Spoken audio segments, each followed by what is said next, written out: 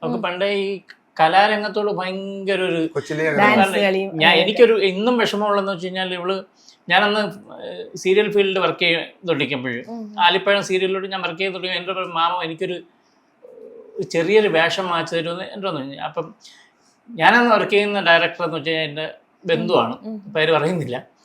ഞാൻ പറഞ്ഞാലും ബന്ധുക്കൾക്കാർക്കും പുള്ളിക്കാരൻ ചെയ്തു കൊടുക്കില്ല, അവസരം കൊടുക്കില്ല. അപ്പം അനു എന്ന് പറയുമ്പോൾ വാശിയുള്ള കൂട്ടത്തിലാണ്. അപ്പം അവൾക്ക് ഇതിൽ അഭിനയിക്കണമെന്നുള്ളൊരു മോഹം അവളെ മനസ്സിൽ കയറി അത് നേടിയേ പറ്റുള്ളൂ എന്നുള്ളൊരു വാശിയായി. ആ വാശിയിലാണ് ഇന്ന് അനുമോൾ. ആ വാശി അവൾ ഇന്നും അവൾ സ്വന്തമായിട്ട്, അതായത് അവളെ കഴിവുകൊണ്ട്. ഞാൻ ഒരു പെൺകുട്ടി, എനിക്ക് 2 പെൺകുട്ടികളാണ്.